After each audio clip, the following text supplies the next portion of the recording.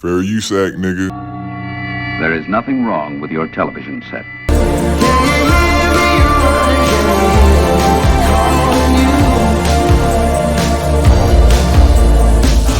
Take the children and yourself and hide out in the cellar. By now the fighting will be close at hand. Do not attempt to adjust the picture. We are controlling transmission. Don't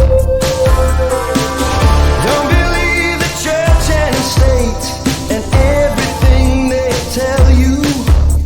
Believe in me, I'm with the high command. If we wish to make it louder, we will bring up the volume.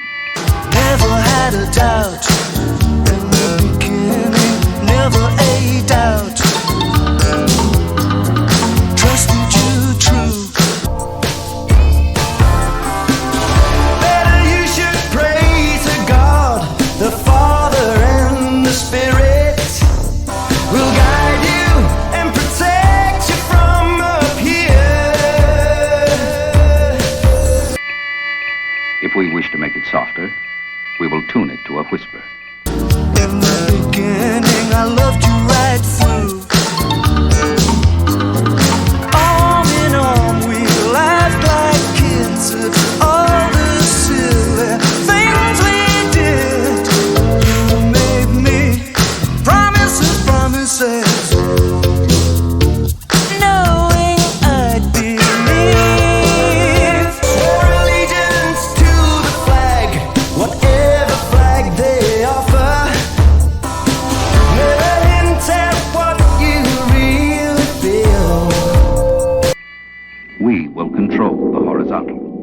We will control the vertical. Promises, promises, you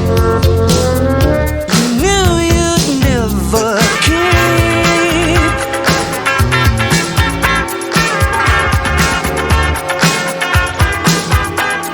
Second time around, I'm still believing the words that you said.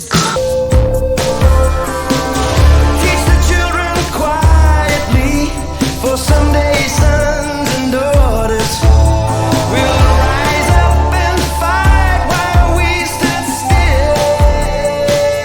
still. We can roll the image, make it flutter. We can change the focus to a soft blur, or sharpen it to crystal clarity. Promises, promises, why do I believe? For the next hour, sit quietly and we will control all that you see and hear.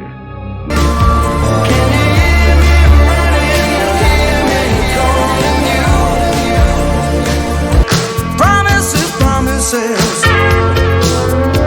why do I believe all of your promises? You knew you'd never keep. Why do I believe? We repeat, there is nothing wrong with your television set. You are about to participate in a great adventure. You are about to experience the awe and mystery. Britain is showing signs of basically almost an authoritarian tendency in arresting people for doing nothing more than, as I say, holding up a placard. Yes, we already have laws in our country to stop protest. There's a utility right now in forcing the police to arrest vicars and 89-year-olds for just holding up a placard.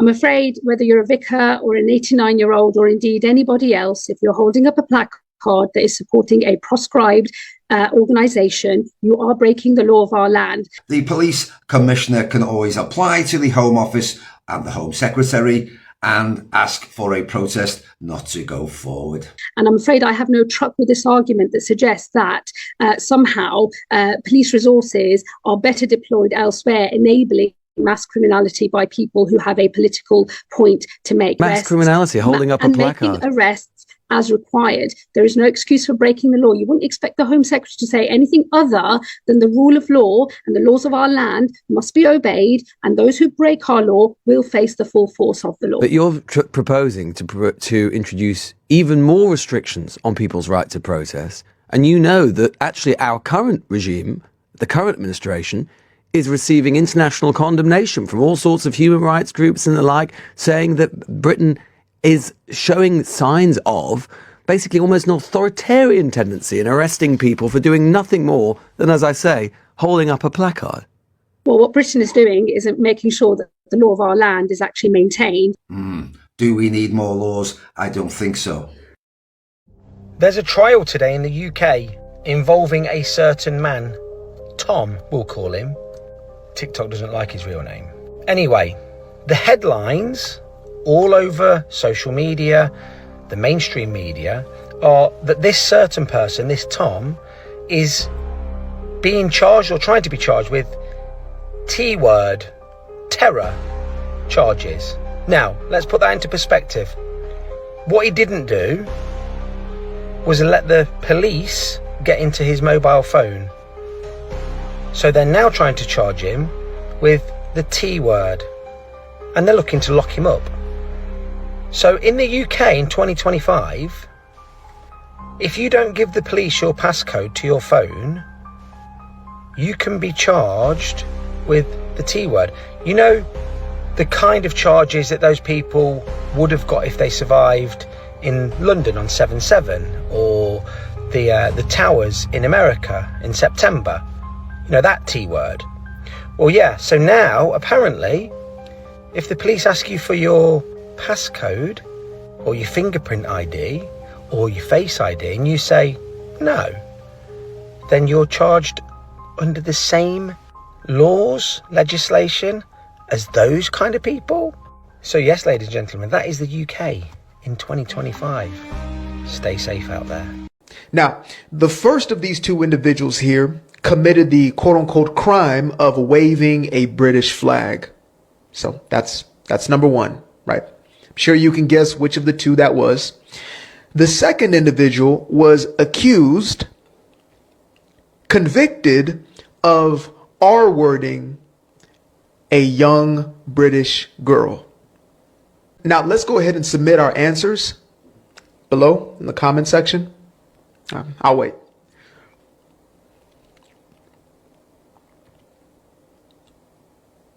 We're good? Yeah? Okay. One guy waves flag. The other guy, R words, a young British girl. Okay. Gotcha.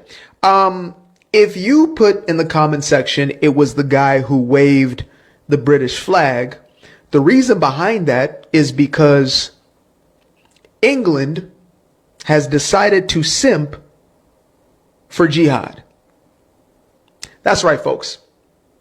If you're in the UK, you can now get arrested for sharing a conservative meme. But if you decide that you're going to violate somebody's daughter, well, so long as, of course, you are brown skinned, then you are likely to be patted on the back, probably given a meal or two, put on the welfare system, and allowed to roam free. That's the UK in 2025. Things are mandatory. But what does that really mean? Mandatory sounds absolute, like you have no choice. But words are spells, and this spell is designed to make you obey without question. Let's break it apart. Mandatory comes from Latin, manus, the hand, authority, control, dares to give, to hand over, torius, pertaining to. Put together, it means this: that which you have given your hand over to by command. In other words, it only binds you if you consent, if you hand yourself over. And here's the truth that they don't want you to know. Mandatory is not law. It is not an act of parliament. It is not statute passed through due process. It is a policy and order, a directive. It only applies to the legal fiction, the all-caps person that was created when you were registered at birth. It does not bind the living man, it does not bind the living woman unless you agree. Look back at the lockdown years. Look at masks, look at vaccines, look at curfews. They never said it is law. They always said it is mandatory. That was no mistake, that was word magic. Law requires parliament, mandates require consent. And they bet on your ignorance. They bet that you would not know the difference. But the moment you stand up and say, "Show me the law or show me the contract that binds me," their spell is broken. They have nothing, because no man or woman can be forced into contract. Consent is the key, and without it, their power is nothing but smoke. So what do you say when someone tells you it's mandatory? You don't get angry, you don't argue. You stand in honor and you ask calmly, "Is this law or just policy?" If it's policy, I do not consent, and it does not apply to me as a living man or woman. That's it, you've stepped out of their trap. You've refused the spell. Mandatory is not law. It is a tool of control, a linguistic trick to keep you obedient. But once you see it, once you know it, they can't use it on you anymore. Knowledge is power, and when enough of us break these spells, their system collapses. So remember this. Mandatory only binds the legal fiction. You are not the fiction. You are alive, you are sovereign. You are free. Break the spell, stand tall, and never hand your power over again. I don't think politicians are natural crooks. Not all of them. No, I don't think most of them are. I think they are actors. And actors are neither men nor women. Actors belong to a third sex. Actors are actors, and one aspect of it is the political game. But that kind of acting is not lying, as long as it refers to and reflects and exalts the essential, commonly held ideals of a culture. Those performances are part of our culture, even though they are performances, even though some of the actors themselves may be cynical about their performance. But what we have now cannot be excused in those terms. Antarctic is not what we think it is. The length of the coastline of Antarctica is purported to be roughly 11,000 miles, the circumference. Yet, interestingly enough, in 1773, Captain James Cook, the first modern explorer to have breached the Antarctic Circle and reached the ice barrier, during 3 voyages lasting 3 years and 8 days, sailed a total of 60,000 miles along the Antarctic coastline, never once finding an inlet or passage through or beyond the massive glacial wall. This expedition proves that the global hypothesis of Earth is not an accurate portrayal of the geography, as this voyage would have taken Captain Cook and crew around Antarctic nearly 5.5 times on the globe. Yet this southern circumnavigation works perfectly on a flat Earth map. Stop the press. The BBC has finally, in autumn 2024, broadcast a report about people injured by the COVID injections. Amazing. Thought it would never come. Well, some people have greeted this as a significant shift in the mainstream media narrative about that virus and those injectables. I don't know about you, but I think this pair look a little uncomfortable here, and so they should. An important health story for you this morning, because the Oxford AstraZeneca vaccine was seen as one of the great successes of the COVID pandemic, credited with saving over 6 million lives just in the first year. But in rare cases, it was also responsible for serious side effects like blood clots in the brain, which in some cases were fatal. Forgive me for not applauding this apparently brave and moving account of the vaccine injured. BBC, you are 3 years too late. And you're still throwing around numbers like 6 million lives saved in the first year from the injections without any evidence whatsoever for such a bizarre claim for a disease with an average age of death of 82. This upsetting and frankly infuriating film went on to tell the story of Jane Wrigley. Jane Wrigley used to be a runner. Now she can barely walk. Before I had the vaccine, I was a very independent, active woman, doing half marathons, and now I have no independence. I can't even shower myself, can I? No. Jane suffered a blood clot in her brain 2 weeks after her first dose of the AstraZeneca vaccine in March 2021 and required emergency surgery.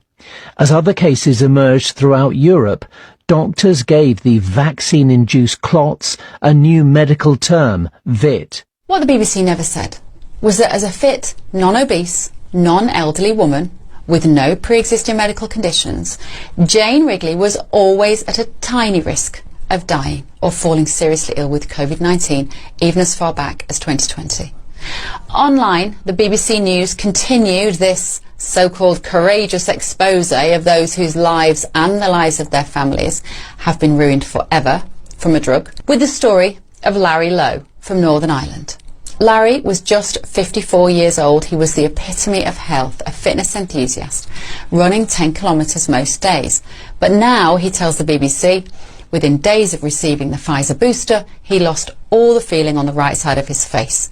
This morphed into pain, which spread throughout his whole body. Again, did the BBC ever, in 2020-21, tell Larry and the millions of others watching TV, scared at home during lockdowns, whilst they were terrified and coerced, did they ever tell them about their genuine statistical risk of dying from that particular coronavirus? No. Instead, they rolled out media medics without checking whether they had a conflict of interest from ties to drug companies, and nodded sagely, whilst, in my opinion, these corrupt TV doctors urged millions of adults and children to line up, roll up your sleeves and take an injection. Maybe nobody at the BBC ever bothered to listen to other medics on social media who were trying desperately, they were despairing at the long and short-term risks of these drugs, which quite clearly in some people did not remain solely in the injection site. Maybe the BBC would argue that the emergency nature of the situation demanded a change to their normal editorial policy of impartiality. Maybe they were under pressure from the government, and who knows what pressure from pharmaceutical vested interests.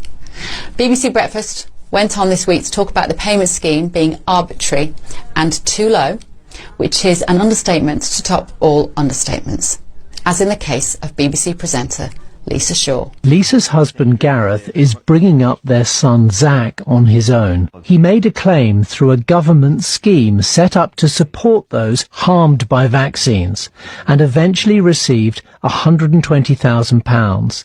The amount of this one-off payment hasn't increased since 2007. She died because she took the product that the government told her to get, and they believe that £120,000 is what makes up for that loss. My son will go through the rest of his life without a mum. I've had contact with Gareth Shaw over the last 3 years. He could not get his story covered on any mainstream media outlets. Not surprising, really, given that it was these outlets who ostracised anybody who dared question the logic behind an indiscriminate rollout of these drugs for everybody. And still, they don't say sorry. Pfizer maintains that the risk-benefit profile of their vaccine, so-called drug, remains positive for all authorised indications and age groups, which, if I was writing you a text message, I could only respond with a list of mind-blown emojis. Only last week, a UK study revealed that all the cases in childhood myocarditis occurred in children who received the COVID injections. A Pfizer spokesperson has said, patient safety is paramount and we take reports of adverse reactions very seriously. Hundreds of millions of doses have been administered globally and the benefit-risk profile of the vaccine remains positive, as do their profit margins. So confident were they, of course, that they only agreed to produce these mRNA products once they were granted global immunity from prosecution if people started dying or getting ill. Larry Lowe continues to fight for compensation, and he says, I'm not against vaccines, but this has destroyed my life. I feel like I've been left to rot. And still, countries are playing, in my opinion, Russian roulette with people's health by giving out these shots.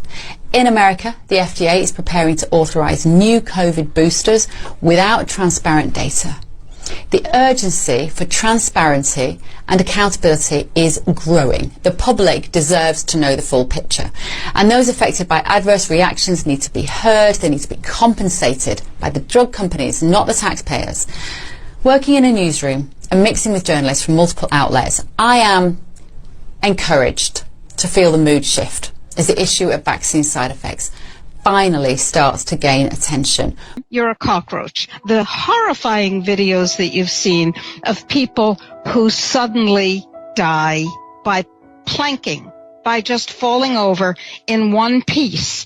Typically, they either look around in perplexity because they're obviously hearing and experiencing something and they're looking for the source, or they don't do that, but they just suddenly die in one piece. It's the mother walking the baby in the baby stroller. It's the guy buying food at the fast food window.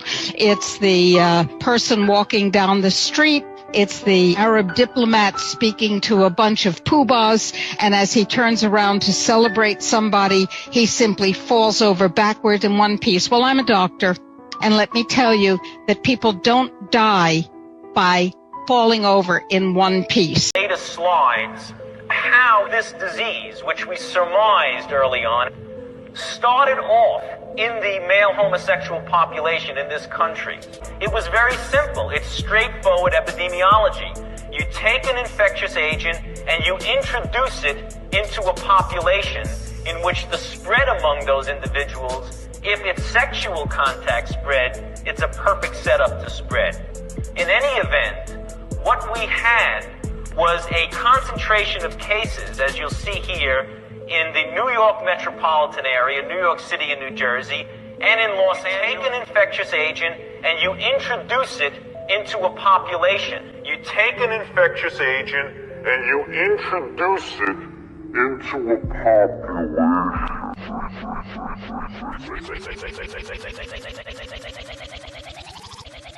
Now, hey, they don't write these bills one by one for nothing, do they? Bills C2, C8, and C9 all come together like a piece of the puzzle. A quiet machinery of control built behind the curtain. On their own, they look like boring government talk, borders, cybersecurity, hate crimes, but when you really read them together, you see the shape of something else entirely. Now, this is the new model of governance, where they call it safety, but what they're really building is total compliance. Bill C2 was sold to Canadians as border protection and an immigration act. They said it's, well, about stopping drugs, money laundering, and illegal crossings, but that's just the sugarcoating. What it really does is open the door to massive surveillance. It gives the government and law enforcement power to demand your digital information, your accounts, your connections, your movements. And they don't even need a proper warrant like before. It's written right into the bill that service agencies can ask service providers for data, and the companies have to comply.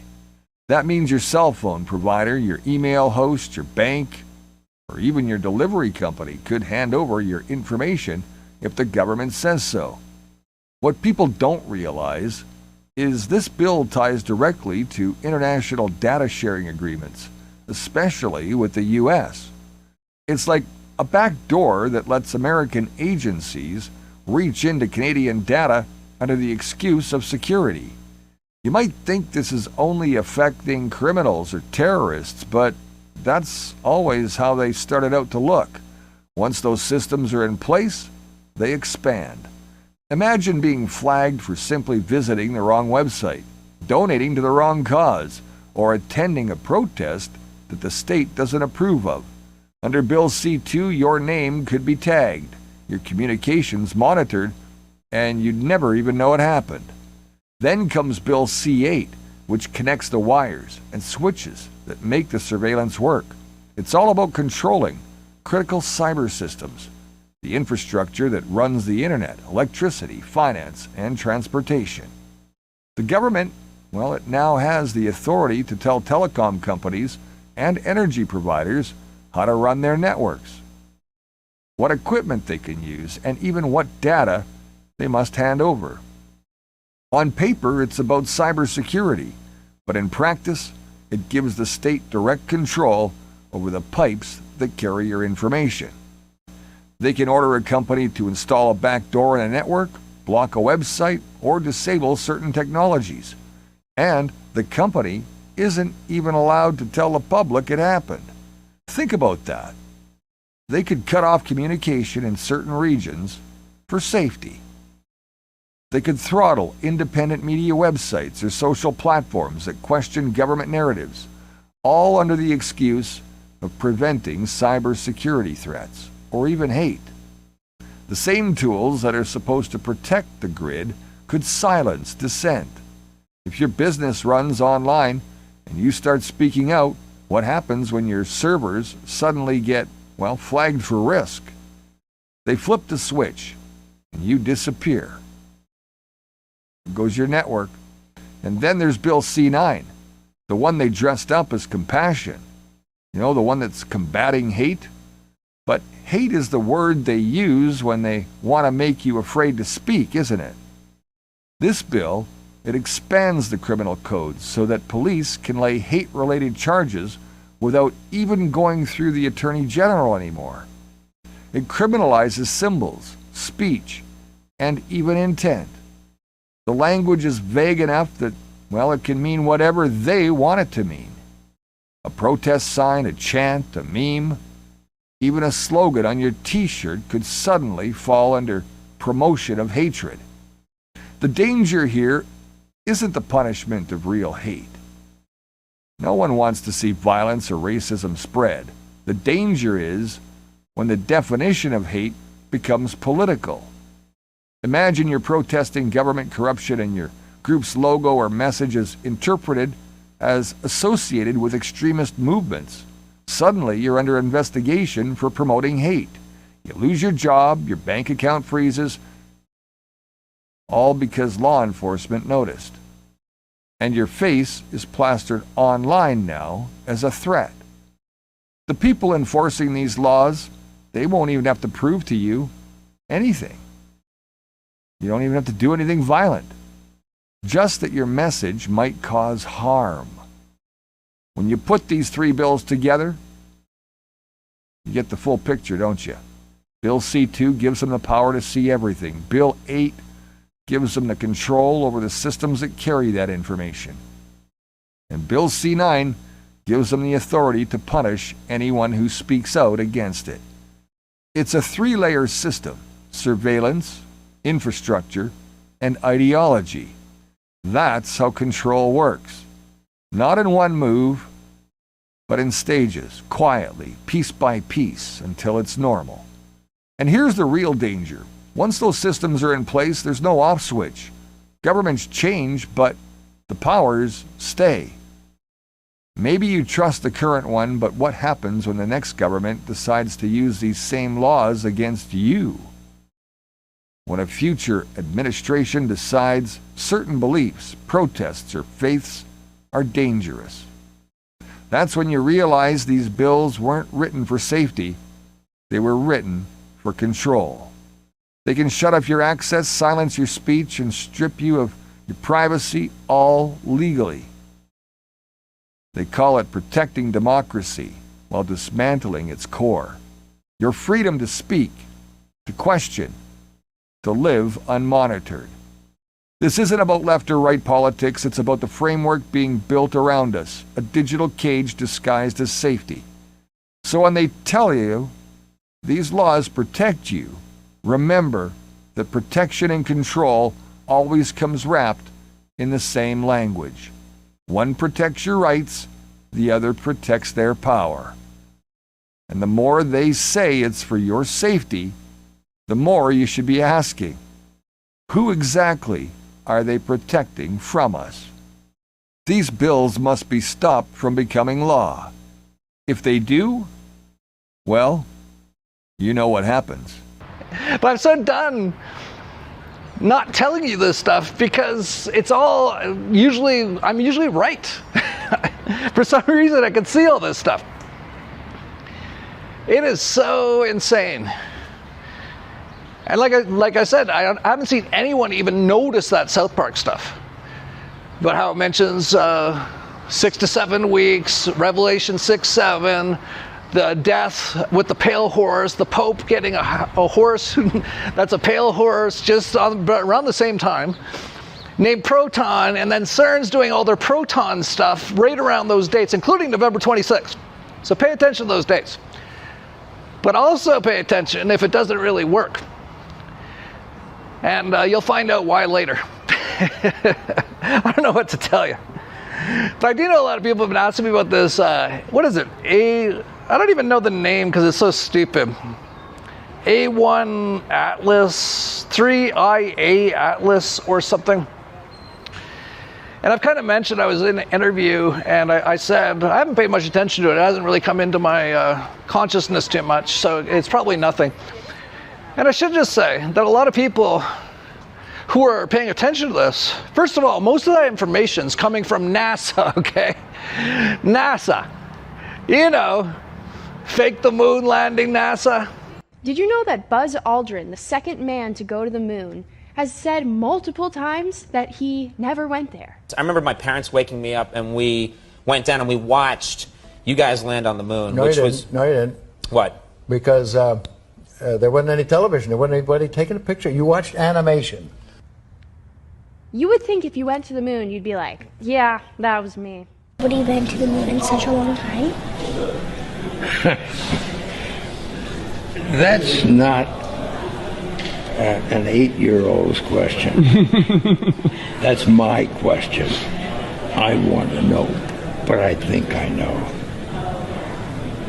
Because we didn't go there, and that's the way it happened. And if it didn't happen, it's nice to know why it didn't happen, so in the future, if we want to keep doing something, we need to know why something stopped in the past that we wanted to keep it going. Why are they lying about getting us to the moon? That is the dumbest thing I've ever heard. Anyways, this is my driver, and I'm fed up. So I'm glad I got this. So when people ask me, they're like, hey, what do you think of this 3IA Atlas? And I'm like, well, who's telling you it? And they're like, basically NASA and organizations like it. It's like, so you kidding me? Why are you wasting my time asking me this? And not to mention, the person who's mostly pushing all this stuff is a person named Avi Loeb, who's an Israeli-American theoretical physicist. So there's 2 strikes, okay? It comes from NASA, don't believe a word they say. And it comes from a Jewish person who you have to be highly suspicious of. I'm not saying all Jewish people are, should be, you know, like not, I don't think all Jewish people are evil and liars and all that kind of stuff. But it's many. Which is that many of the predators, not all, but many of them,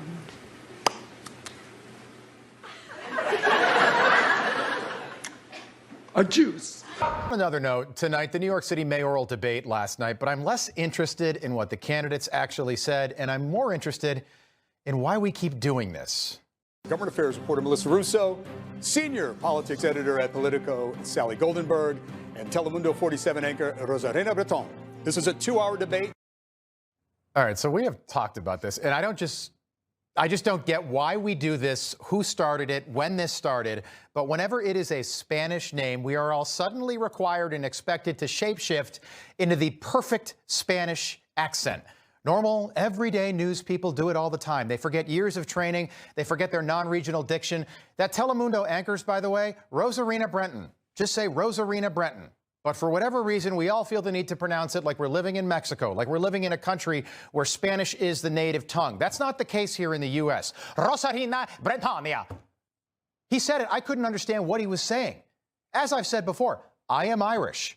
And if I was moderating that debate, would the host introduce me as Robert James Finnerty, don't you know, the little lad? That he is, Robert James Finnerty. If the host was Chinese, would they then introduce that person with a Chinese accent? I don't think so. So stop doing it when they're Spanish. Just stop it. Also, we don't need to say all 3 names when they are Spanish. No one describes me as Robert James Finnerty. I'm just Rob Finnerty. We don't need to say Kilmar Abregu Garcia. It's just Kilmar Garcia. I don't know who started this, but enough's enough. Stop. Just stop. That man deserves a raise. All right, what about Sydney? Yeah, Sydney to Peru. Same thing, brother. You have to stop off for petrol in Los Angeles. What about Wellington? Wellington to Peru. Los Angeles again? No, you son of a bitch. All right, let's do the maths. Argentina to India. Why are you not cutting across Africa. Why? Who's in Amsterdam? What, Africa got no petrol? Oh, I see what this is. You're following the globe. When you follow the globe, they make you think that Los Angeles is on the other side of the world. But really, Los Angeles is en route. And it's the same thing when you're going from Argentina to India, because it's en route. Brother, they've been lying to us about the map for so long. I'm not surprised they got your ass. You have to understand, the flat earth map is what they use. When they're flying, when they're on the submarines, that's what they use, brother. So you can keep spinning and flying through the air as much as you want. But I'm gonna stay right here on this stationary flat earth. You guys want to know a bunch of reasons why NASA is satanic and you should not trust them? Number one, we are orbiting the sun supposedly at 66,600 miles per hour. That is 666. Number two, the supposed circumference of the Earth is 600 times 6 times 6 nautical miles. Number three, when we look at the Earth and its axial tilt, if you subtract the 23.4 from the 90 degrees, that is 66.6 degrees. Number four, Isaac Newton started writing the theory of gravity in 1666. Number five, the force of gravity on Earth is 666 newtons. Number six, the speed of sound is equal to 666 knots. Number seven, the diameter of the moon is 6 times 6 times 60. Number eight, the distance to our moon is 6 times 60 times 666 miles. Number nine, if we look at the Arctic and Antarctic sphere, they are at 66.6 degrees south latitude and 66.6 degrees north latitude. And number 10, the surface temperature is -6 times 6 times 6 degrees. So what have we learned from this? Well, people like Werner von Braun, who used to be a Nazi scientist that we stole, and he helped invent NASA. Do you see his tombstone here? Look at what that says. Psalms 19:1. So let's just see what the founder of NASA puts on his tombstone. Psalm 19:1. The heavens declare the glory of God, and the firmament showeth his handiwork. So I don't know, it's looking like Globe Earth and NASA may have had some satanic influence for sure, and Flat Earth is maybe a little more biblical. So let's talk about NASA. I made a video earlier about Flat Earth, and NASA ties right in with this. So let's look at the logo. Notice that there's a serpentine going through the middle of the logo. I mean, if that isn't telling that they're deceiving us, the serpent. And a question, if Buzz Aldrin was the first person to walk on the step onto the moon, who took this picture? And how did they call from space a landline in America? They try to pass this off as high technology. I mean, come on. Tell me why Buzz Aldrin has a star on the Hollywood Walk of Fame. And all the astronauts, Armstrong, Aldrich, Collins. I mean, why? Aren't they because they're actors? Why does Donald Trump have a star on the Walk of Fame? You may say, well, he was in that reality show, you know, so that's why he's an actor. But what about Barack Obama? He was never an actor. Come on, guys. It's called central casting. Central casting. Established 1925. Get paid to work as an extra in film and TV. This is the building that they use to coordinate all of their actors for the world stage.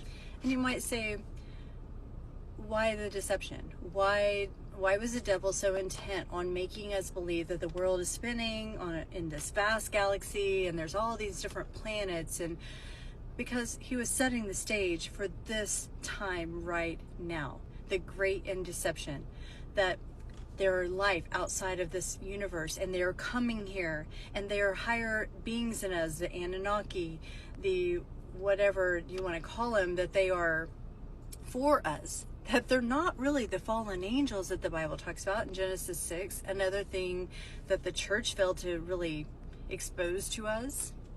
This is why it's all coming full circle, is because in the end, we will the ones that are not lovers of the truth, 2 Thessalonians talks about this. If you are not a lover of the truth, and this is why I'm bringing these truths to the social media platform, is because God himself promises to give those that do not love truth over to the great delusion.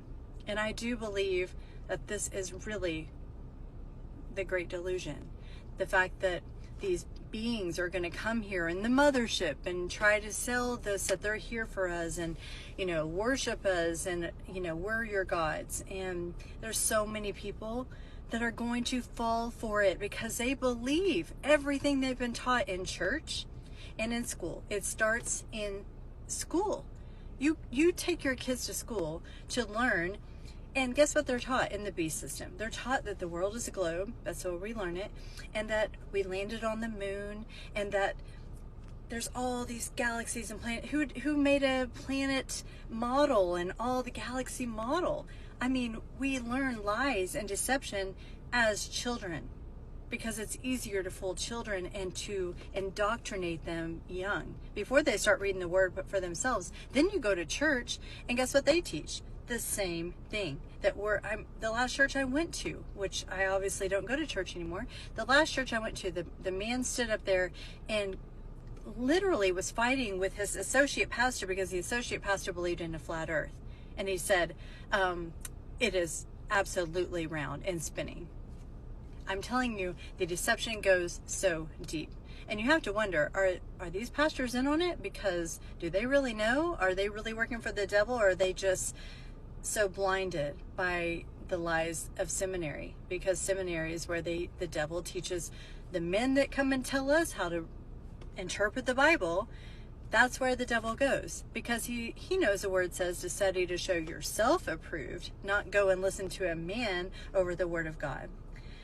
I just wanted to make this video to make it known that the full circle of all of this, that there is a reason why the devil, it wasn't just contrary to the word of God, which obviously it is, the reason why he was setting the stage for such a time as this, for the end days deception, that when all of you see all these spaceships and all these things start coming to light, and then all of a sudden they're on TV introducing themselves that they are here, know that those are not what they say they are. They are demons. They are fallen angels.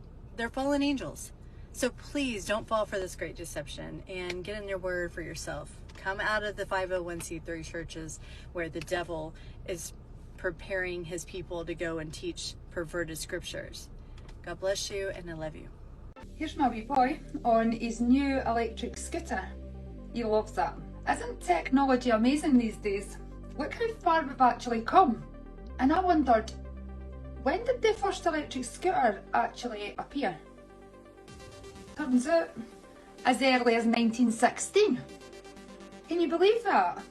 I always thought this was a new invention. Crazy, right? But old tech gets even better. Did you know that by the Second World War, they actually had levitating pods, devices that floated using electromagnetic fields? Honestly, I would never have believed it if I hadn't seen it, and if I hadn't read the patent for the technology behind these levitating pods. Here's a fact from the patent. It only works in an ionised environment. Do you know, like the electromagnetic fields all around us?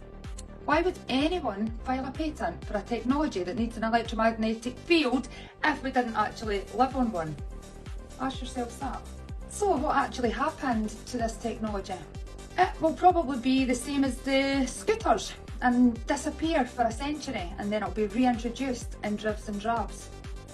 Imagine being lost, buried for over 100 years and then suddenly coming back as a new concept. I reckon by 2050 we'll be seeing these levitating pods everywhere.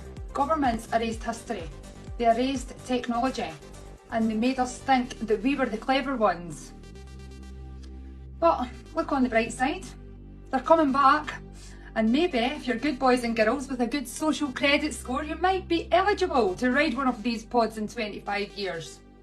So remember to say thank you to your one world government for allowing you such a wonderful opportunity to sample the amazing technology that we will all be marvelling at in the year 2050. You heard it here first. That string exactly where the weight of the string equals the buoyancy of the balloon, so that it makes it balance exactly wherever you put it in the air. Okay, And there you go, the perfectly balanced balloon. So now all we have to do is wrap up the string around the balloon. But then once you've made it exactly balanced, another force takes over instead of gravity, and that's the electrostatic force. So there's always an electric charge on the balloon, and so you can use that electric charge to direct the balloon all around as if you have the force.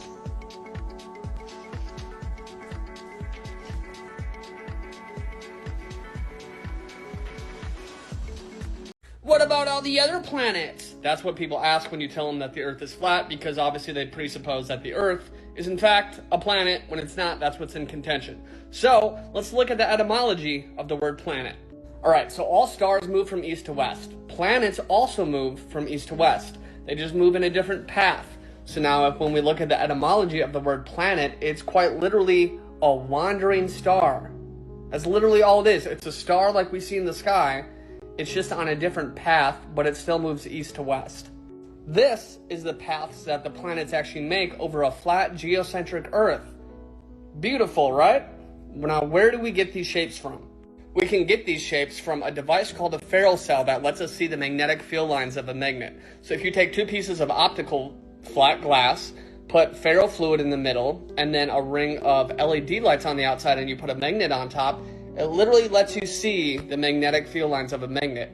Coincidentally, they match up perfectly with the paths of the planets. Such as, Earth would be in the center. This is mapping out all the planets over a flat geocentric Earth, and they all fall perfectly in line with that ferrule cell magnetic torus design. It's beautiful. And now remember, people think that Earth is a planet, so let's look at the etymology of Earth. Earth, it's not a planet, it's ground, soil, dirt, dry land. That's what Earth is. All right, now here is a general idea of where we live. So when we talk about Earth, that's just these land masses that are above the water. That's Earth. People think of Earth as an object, that we're on a ball floating through space. Okay, and even when you talk about flat Earth, we're not a disk floating in space. We're effectively the basement, the bottom floor of the entire Earth. Okay, so remember all these continents that are popping up above the water, that's technically Earth. It's not an object. Okay, so when you ask what about all the other planets, well, there you go. Planets are just wandering stars. They're just lights in the sky. We can't land on them. Okay, the Earth is physically contained by some sort of dome, structure, vault, whatever you want to call it. We can't leave, okay? Soak it up. You're confusing an optical effect with actual observation. The opposite rotations around the north and south are nothing more than a refraction artifact through the medium. The same thing I can replicate on my kitchen table with a magnifying glass over concentric circles. It looks like two opposite spins, but in reality, it's just light bending through a lens. That's not proof of a globe, that's proof of optics. This whole opposite rotation in the south proves the globe trope is built on a misunderstanding. Even the globe model doesn't actually claim the sky reverses. If the sun and moon don't suddenly flip direction when you cross the equator, then neither do the stars. Everywhere on Earth, the reality is the same. There is one consistent motion across the sky, east to west. Love you. Why is Flat Earth the most banned, most mocked, and yet the most viral conspiracy theory in history? Think about it. Out of all the wild ideas out there, aliens, secret societies, time travel, nothing triggers people like the words Flat Earth. If it's so ridiculous, why is it still everywhere? Why do platforms rush to censor it? Why do governments and scientists act like it's dangerous to even discuss? Here's the first strange thing. Flat Earth content goes mega viral. Videos questioning the globe get millions of views, faster than almost any other conspiracy. The more media mocks it, the more people get curious and click. In marketing, that's called the Streisand effect. The harder you try to hide something, the bigger it grows. Now ask yourself this, if Flat Earth is just a joke, why does it need this level of suppression? You can find endless alien theories online, nobody cares.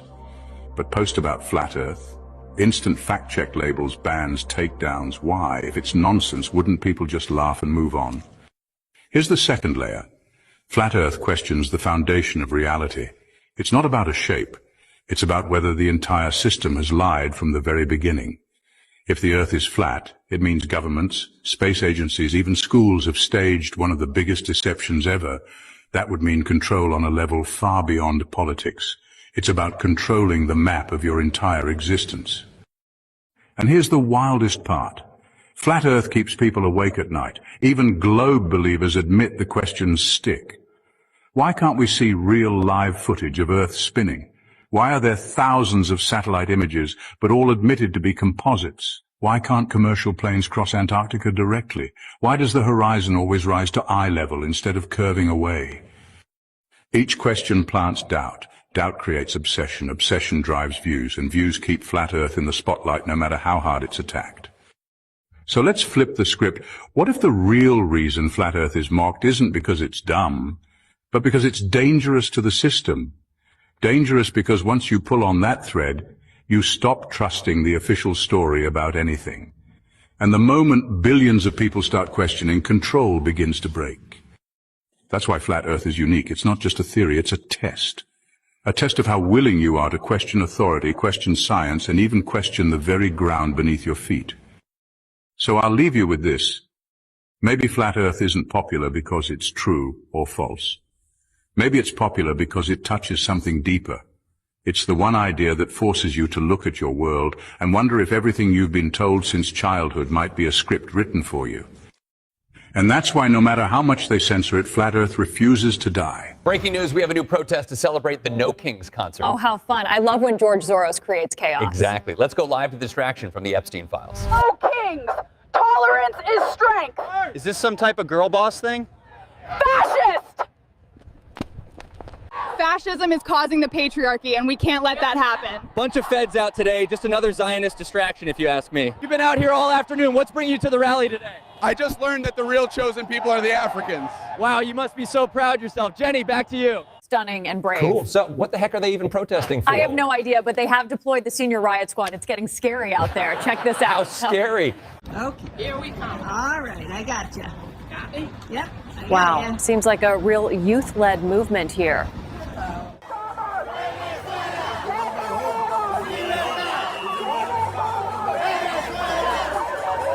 That's what I call destroying the patriarchy. Let's see how they feel about the Sand People.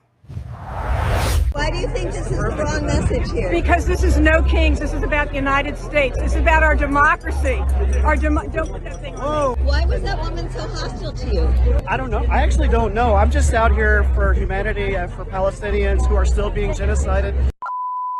Shut it down. It's not a genocide. Me and the boys funded this protest, and we won't have you Goya messing it up. Now, back to the Goyslop. You are the community to this president's chaos. And together, we build a future of opportunity and justice for all. Wait a second. Wasn't that the president of the American Federation of Teachers? Yeah, she's in charge of the curriculum at schools. Yep. She also is openly gay and married to a rabbi. Nice.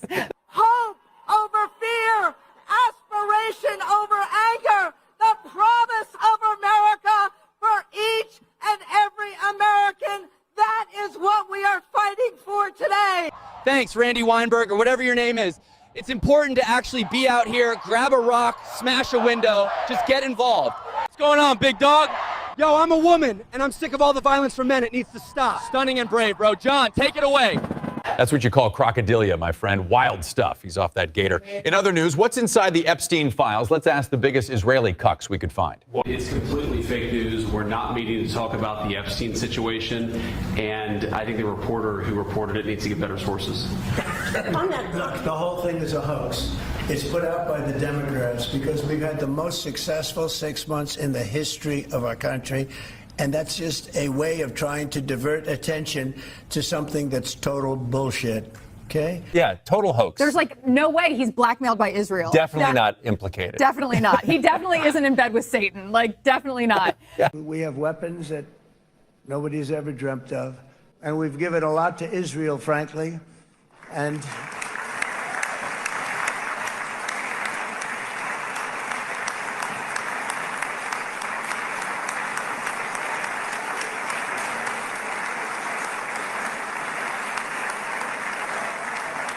I mean, Bibi would call me so many times, can you get me this weapon, that weapon, that? weapons, some of them I never heard of, Bibi, and I made them. But we'd get them here, wouldn't we? Huh? And they are the best. They are the best. But you used them well. It also takes people that know how to use them. And you obviously used them very well. But so many that Israel became strong and powerful, which ultimately led to peace. That's what led to peace.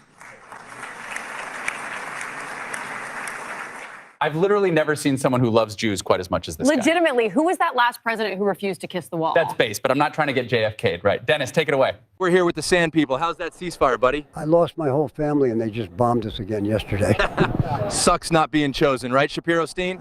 Just because we accidentally bombed you during the ceasefire doesn't mean we don't intend to continue the conflict in order to fully annex you and build luxury hotels.